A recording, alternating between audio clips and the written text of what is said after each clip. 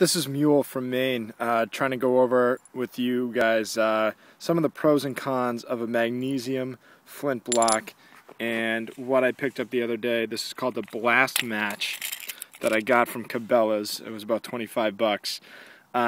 Expensive, much more expensive than the magnesium block, but I just wanted to go over some things with you. First, as you guys may know, with the magnesium block, it is really hard to kind of get these shavings of the magnesium and keep them in one place.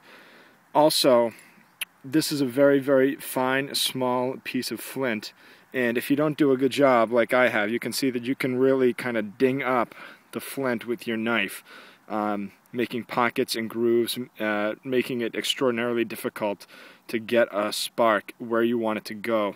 Also with this, in order to get a spark, you dull your knife, which is really, in a survival situation, what you don't want to do. You want to preserve that as much as you can. There are people that have attached hacksaw blades, pieces of hacksaw blades, to the clip, which is fine, and if that works, that's great. I just want to, make it clear that having these divots can really kind of impede your ability to get a spark.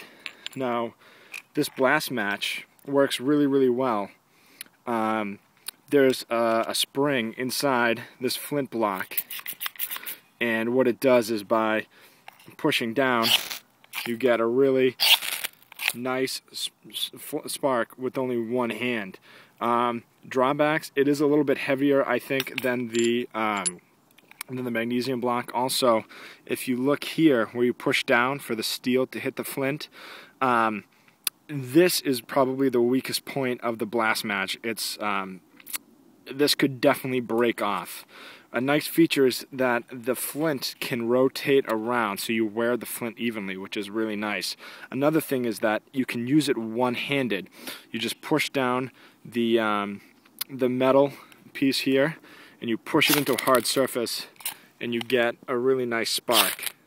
And it goes exactly where you want to go.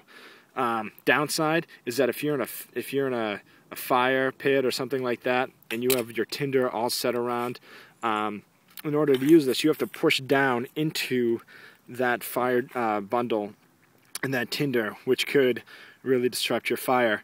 Also, it can be used two-handed, but then what you do is you push down on one hand here, and then you also push the flint in.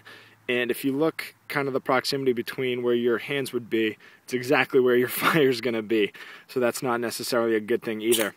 But I just wanted to show you how well this works. What I have here is just a petroleum-soaked cotton ball, and with one go of the Blast Match, it will light.